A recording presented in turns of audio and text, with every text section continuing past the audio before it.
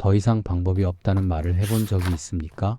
병원에서는 더 이상 치료법이 없다고 말하고, 은행에서는 대출이 불가능하다고 통보하며 가족들조차 당신을 외면하는 그 순간, 모든 문이 닫히고 모든 희망이 사라진 것 같은 그 밤을 보내본 적이 있을 것입니다. 누군가는 사업이 무너지는 것을 지켜보면서도 손쓸 도리가 없었고, 누군가는 자녀의 병을 고칠 길이 없어 밤마다 눈물로 베개를 적셨습니다. 또 누군가는 관계의 파탄 앞에서 아무리 애써도 돌이킬 수 없다는 절망감에 무너졌을 것입니다. 그런 순간 우리는 무엇을 붙들어야 합니까? 누구에게 손을 내밀어야 합니까? 사람들은 말합니다. 긍정적으로 생각하라고, 더 노력하라고, 포기하지 말라고. 하지만 이미 모든 것을 다 해본 사람에게 그런 말은 위로가 되지 못합니다. 오히려 더 깊은 좌절감만 안겨줄 뿐입니다. 내가 할 수 있는 모든 것을 다 했는데도 아무것도 바뀌지 않을 때, 그때 우리는 비로소 인간의 한계 앞에 서게 됩니다. 그러나 여기 놀라운 소식이 있습니다. 바로 그 순간이 하나님을 만나는 시간이 될 수 있다는 것입니다. 더 이상 방법이 없다고 느낄 때, 인간의 모든 노력이 무너질 때, 바로 그때 하나님의 기적이 시작됩니다. 오늘 우리는 그런 기도, 모든 것이 끝났다고 생각되는 순간에 기적을 불러온 그 기도에 대해 이야기하려 합니다. 이런 절박한 순간에 성경은 무엇을 말씀하십니까? 시편 기자는 이렇게 고백했습니다. 주께서 나의 부르짖음을 들으시고 영광스러운 곳에서 응답하셨나이다. 환난 날에 내가 주를 부르리니 주께서 내게 응답하시리이다. 이것은 시편 18편 6절과 86편 7절에서 말씀하신 내용입니다. 단순한 구절이 아닙니다. 이것은 절망의 끝에서 부르짖은 이들이 경험한 실제 고백입니다. 또한 누가복음 18장 27절에서 예수님께서는 이렇게 말씀하셨습니다. 사람으로서는 할 수 없으되 하나님으로서는 다 하실 수 있느니라. 이 말씀이 우리에게 주는 메시지는 명확합니다. 인간의 능력이 끝나는 곳에서 하나님의 능력이 시작된다는 것입니다. 예레미야 33장 3절에서는 더욱 직접적으로 말씀하십니다. 너는 내게 부르짖으라. 내가 내게 응답하겠고 내가 알지 못하는 크고 은밀한 일을 내게 보이리라. 여기서 부르짖으라는 표현은 단순히 기도하라는 의미가 아닙니다. 절박하게, 간절하게 모든 것을 내려놓고 하나님께 매달리라는 뜻입니다. 마태복음 7장 7절부터 8절에서 예수님은 이렇게 가르치셨습니다. 구하라 그리하면 너희에게 주실 것이요 찾으라 그리하면 찾아낼 것이요 문을 두드리라 그리하면 너희에게 열릴 것이니 구하는 이마다 받을 것이요 찾는 이는 찾아낼 것이요 두드리는 이에게는 열릴 것이니라. 이 말씀들은 단순한 약속이 아닙니다. 이것은 하나님의 성품을 드러내는 선언입니다. 하나님은 우리의 절박한 부르짖음에 반드시 응답하시는 분이십니다. 그렇다면 이 말씀들이 우리에게 가르치는 기도의 원리는 무엇입니까? 가장 먼저 이해해야 할 것은 절박한 기도가 하나님을 움직이는 것이 아니라는 점입니다. 하나님은 이미 우리를 사랑하시고 우리의 필요를 아십니다. 그렇다면 왜 부르짖으라고 하십니까? 그것은 바로 우리 자신이 변화하기 위함입니다. 절박한 기도는 우리의 교만을 내려놓게 만듭니다. 내가 할 수 있다는 착각, 내 힘으로 해결할 수 있다는 오만함을 완전히 내려놓는 순간 우리는 비로소 하나님의 능력을 경험할 준비가 됩니다. 시편에서 말하는 부르짖음은 형식적인 기도가 아닙니다. 이것은 온 마음을 다한, 온 영혼을 쏟아내는 절실한 울부짖음입니다. 아무도 보지 않는 곳에서 아무도 듣지 않는다고 생각되는 순간에도 하나님께 매달리는 그 간절함입니다. 우리가 모든 것을 내려놓고 오직 하나님만 바라볼 때 그때 하나님의 역사하심이 나타나기 시작합니다. 예수님께서 말씀하신 구하고 찾고 두드리라는 표현에도 깊은 의미가 있습니다. 구한다는 것은 필요를 아뢰는 것이고 찾는다는 것은 하나님의 뜻을 구하는 것이며 두드린다는 것은 포기하지 않고 지속적으로 기도하는 것을 의미합니다. 단 한 번의 기도로 끝나는 것이 아니라 응답이 올 때까지 계속해서 하나님께 나아가는 것입니다. 또한 사람으로서는 할 수 없으되 하나님으로서는 다 하실 수 있느니라는 말씀은 우리에게 중요한 관점의 전환을 요구합니다.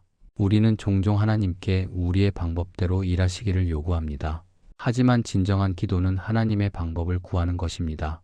내 생각과 계획을 내려놓고 하나님의 뜻과 때를 기다리는 것입니다. 예레미야를 통해 약속하신 크고 은밀한 일은 우리가 상상할 수 없는 하나님의 계획을 의미합니다. 우리는 당장 눈앞의 문제 해결만을 원하지만 하나님은 그보다 훨씬 더 크고 깊은 계획을 가지고 계십니다. 때로는 우리가 원하는 것보다 더 좋은 것을 우리가 생각한 것보다 더 완벽한 방법으로 응답하십니다. 얼마 전 한 자매님의 이야기를 들었습니다. 그분은 3년간 사업을 하면서 모든 저축을 쏟아부었지만 결국 파산 직전까지 내몰렸습니다. 빚은 2억 원이 넘었고 집까지 경매로 넘어갈 상황이었습니다. 남편과는 이 문제로 매일 다투었고 아이들은 엄마의 눈치를 보며 집에서 숨죽이듯 살았습니다. 어느 날 밤 그분은 모든 것이 끝났다고 생각했습니다. 은행에서는 더 이상 대출이 불가능하다고 했고 친구들은 연락을 끊었으며 친정 부모님께도 더 이상 손을 벌릴 수 없는 상황이었습니다. 그날 밤 그분은 아무도 없는 교회 기도실로 갔습니다. 그곳에서 그분은 무릎을 꿇고 울기 시작했습니다. 기도문이 나오지 않았습니다. 그저 하나님, 저를 살려주세요. 제가 할 수 있는 건 아무것도 없습니다. 하나님밖에 없습니다라는 말만 반복했습니다. 몇 시간을 그렇게 울며 기도했습니다. 아무런 응답도 들리지 않았고 아무것도 바뀌지 않는 것 같았습니다. 하지만 그날 밤 집으로 돌아오는 길에 그분의 마음에 이상한 평안이 찾아왔습니다. 상황은 여전히 최악이었지만 더 이상 불안하지 않았습니다. 빌립보서 4장 6절에서 7절의 말씀이 떠올랐습니다. 아무것도 염려하지 말고 다만 모든 일에 기도와 간구로 너희 구할 것을 감사함으로 하나님께 아뢰라. 그리하면 모든 지각에 뛰어난 하나님의 평강이 그리스도 예수 안에서 너희 마음과 생각을 지키시리라. 그 후 놀라운 일이 일어났습니다. 3일 후 5년 전에 함께 일했던 거래처에서 갑자기 연락이 왔습니다. 새로운 프로젝트에 그분의 전문성이 필요하다는 것이었습니다. 계약금만 5천만 원이었습니다. 한 달 후에는 또 다른 기회가 찾아왔고 3개월 만에 빚의 절반을 갚을 수 있었습니다. 지금 그분은 모든 빚을 청산하고 새로운 사업을 시작했습니다. 더 중요한 것은 그분의 신앙이 완전히 바뀌었다는 것입니다.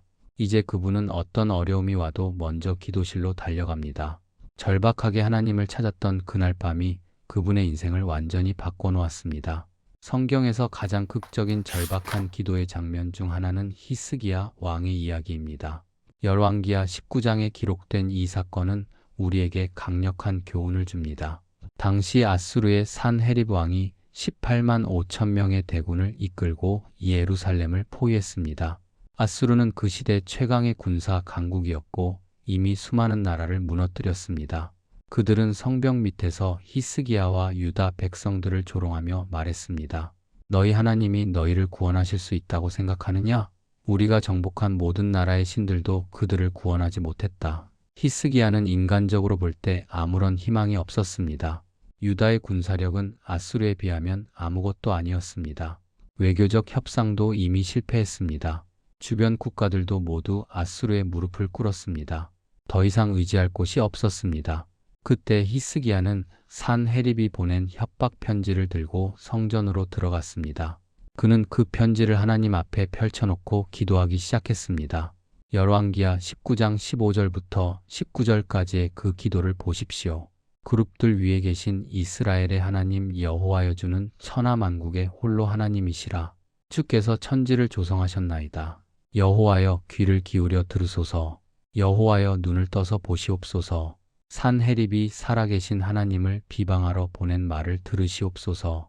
여호와여, 아수르 여러 왕이 과연 여러 민족과 그들의 땅을 황폐하게 하고 또 그들의 신들을 불에 던져 싸우나 이들은 참 신이 아니요 사람의 손으로 만든 것 곧 나무와 돌뿐이므로 멸하였나이다. 우리 하나님 여호와여, 원하건대 이제 우리를 그의 손에서 구원하옵소서. 그리하시면 천하만국이 주 여호와가 홀로 하나님이신 줄 알리이다. 이 기도를 보십시오. 히스기야는 자신의 능력이나 계획을 말하지 않았습니다. 오직 하나님의 영광과 하나님의 능력만을 의지했습니다.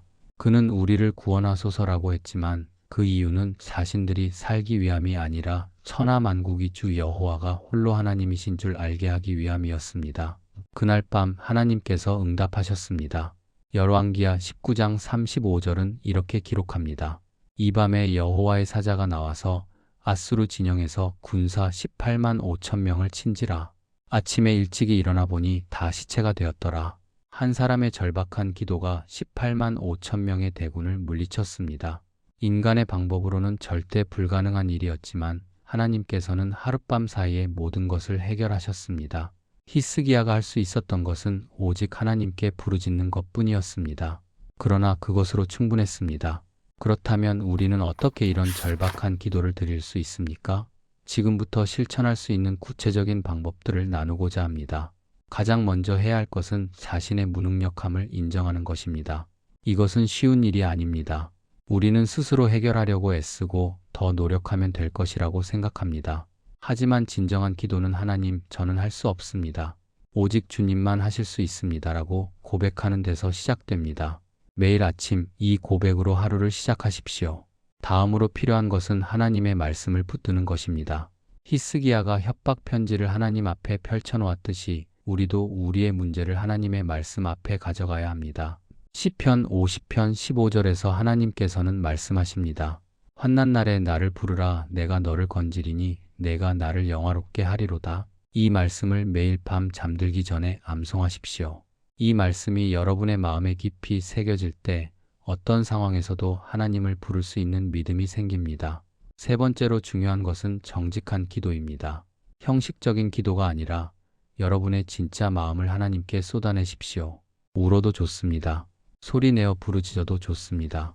하나님은 여러분의 겉모습이 아니라 속마음을 보십니다. 시편 34편 18절은 말씀합니다. 여호와는 마음이 상한 자를 가까이 하시고 충심으로 통회하는 자를 구원하시는도다. 깨끗한 기도문보다 깨진 마음이 하나님께 더 귀합니다. 네 번째로 21일 절박 기도 챌린지를 시작하시기 바랍니다. 매일 같은 시간에 같은 장소에서 하나님께 여러분의 절박함을 아뢰십시오. 첫째 주에는 여러분의 문제를 솔직하게 고백하십시오. 둘째 주에는 하나님의 능력과 신실하심을 선포하십시오. 셋째 주에는 하나님의 뜻에 순종하겠다고 다짐하십시오. 다섯 번째로 기도 일기를 작성하십시오. 매일 무엇을 기도했는지, 어떤 말씀이 마음에 와닿았는지, 어떤 변화가 있었는지 기록하십시오. 나중에 하나님께서 응답하실 때 이 기록이 여러분에게 큰 힘이 될 것입니다. 시편 기자들도 자신들의 기도와 하나님의 응답을 기록으로 남겼습니다. 여섯 번째로 금식 기도를 고려해 보십시오. 금식은 우리의 절박함을 표현하는 성경적인 방법입니다. 한 끼를 거르든 하루를 들이든 여러분의 형편에 맞게 하나님께 집중하는 시간을 가지십시오. 에스라 8장 21절에서 23절에 보면 에스라와 이스라엘 백성들이 위험한 여행길에서 하나님의 보호하심을 구하며 금식했고 하나님께서 그들의 기도를 들으셨다고 기록되어 있습니다. 일곱 번째로 포기하지 마십시오. 누가복음 18장 1절에서 예수님께서는 항상 기도하고 낙심하지 말아야 할 것을 가르치셨습니다. 응답이 당장 보이지 않아도 계속 기도하십시오. 하나님의 때는 우리의 때와 다릅니다. 하지만 반드시 응답하십니다. 사랑하는 여러분, 지금 이 영상을 보고 계신 여러분 가운데 더 이상 방법이 없다고 느끼시는 분이 계십니까? 모든 문이 닫혔다고 생각하시는 분이 계십니까? 바로 그 순간이 하나님께 부르짖을 때입니다. 이 영상이 여러분께 작은 위로가 되었다면, 그리고 절박한 기도의 능력을 믿게 되셨다면 좋아요 버튼을 눌러주십시오. 여러분의 좋아요 하나하나가 아멘의 고백이 되고 같은 어려움을 겪고 있는 다른 분들에게 이 메시지가 전달되는 통로가 됩니다. 댓글란에 21일 절박 기도 챌린지 참여합니다라고 남겨주십시오. 혼자가 아닌 함께 기도할 때 우리의 기도는 더 큰 힘이 됩니다. 마태복음 18장 19절에서 예수님께서 말씀하셨습니다. 진실로 다시 너희에게 이르노니 너희 중에 두 사람이 땅에서 합심하여 무엇이든지 구하면 하늘에 계신 내 아버지께서 그들을 위하여 이루게 하시리라. 우리가 함께 기도할 때 하나님께서는 더욱 크게 역사하십니다. 또한 여러분 주변에 지금 절망 가운데 있는 분이 계시다면 이 영상을 공유해 주십시오. 여러분의 한 번의 공유가 누군가에게는 생명의 핏줄기가 될 수 있습니다. 우리는 복음을 전하는 일에 함께 동참하는 것입니다. 로마서 10장 17절은 말씀합니다. 그러므로 믿음은 들음에서 나며 들음은 그리스도의 말씀으로 말미암았느니라. 이 말씀이 더 많은 사람에게 전해질 수 있도록 함께 힘써 주십시오. 구독과 알림 설정도 잊지 마십시오. 앞으로도 여러분의 신앙 여정에 도움이 되는 말씀과 간증을 계속해서 나누겠습니다. 여러분의 기도 제목이나 간증이 있다면 댓글로 나눠주십시오. 우리가 함께 기도하고 함께 하나님의 역사하심을 증거하는 공동체가 되기를 소망합니다. 사랑하는 여러분, 오늘 우리는 더 이상 방법이 없을 때 드리는 절박한 기도에 대해 나누었습니다. 이것은 단순한 기도 방법이 아닙니다. 이것은 인간의 한계를 인정하고 하나님의 무한하신 능력을 신뢰하는 믿음의 고백입니다. 여러분이 지금 어떤 상황에 있든지 기억하십시오. 하나님께서는 여러분의 부르짖음을 들으십니다. 시편 34편 17절은 말씀합니다. 의인들이 외침에 여호와께서 들으시고 그들의 모든 환난에서 건지시는도다. 이것은 과거의 이야기가 아닙니다. 지금 이 순간에도 여전히 유효한 하나님의 약속입니다. 혹시 여러분이 오랫동안 기도했는데도 아직 응답이 보이지 않습니까? 낙심하지 마십시오. 하나님의 침묵은 거절이 아닙니다. 때로 하나님께서는 우리를 더 깊은 믿음으로 인도하시기 위해 기다리게 하십니다. 히브리서 10장 23절에서 말씀하신 것처럼 약속하신 이는 미쁘시니 우리가 믿는 도리의 소망을 움직이지 말며 굳게 잡아 계속 붙들고 나아가십시오. 지금 이 자리에서 함께 기도하겠습니다. 하나님 아버지, 더 이상 방법이 없다고 느끼는 이 시간에 주님 앞에 나옵니다. 제 능력으로는 할 수 없는 일들이 너무나 많습니다. 해결할 수 없는 문제들 앞에서 무너지고 두려움과 불안 가운데 밤을 지새웠던 저를 용서해 주십시오. 주님, 이제 제 모든 것을 내려놓습니다. 제 계획도, 제 방법도, 제 힘도 모두 내려놓고 오직 주님만 의지합니다. 주님께서 저의 피난처시요, 저의 힘이시며 저의 구원자이심을 고백합니다. 주께서 환난 날에 저를 건지실 것을 믿습니다. 제가 알지 못하는 크고 은밀한 일을 보여주실 것을 신뢰합니다. 사람으로서는 할 수 없으되 하나님으로서는 다 하실 수 있음을 선포합니다. 이 기도를 드리는 모든 이들에게 주님의 평강을 허락하여 주십시오. 절망 가운데 희망을 보게 하시고 어둠 가운데 빛을 비춰 주십시오. 우리의 부르짖음을 들으시고 응답하여 주셔서 주님만이 살아계신 참 하나님이심을 온 세상이 알게 하여 주십시오. 예수님의 이름으로 기도드립니다. 아멘. 하나님의 은혜와 평강이 여러분의 마음과 생각을 지키시기를 축복합니다. 더 이상 방법이 없다고 느껴지는 그 순간, 바로 그때가 하나님께서 기적을 행하시는 시작점임을 기억하십시오. 여러분의 절박한 기도가 하늘 문을 여는 열쇠가 될 것입니다. 주님의 사랑이 여러분과 함께 하시기를 축복하며 다음 영상에서 다시 만나 뵙겠습니다. 평안히 가십시오.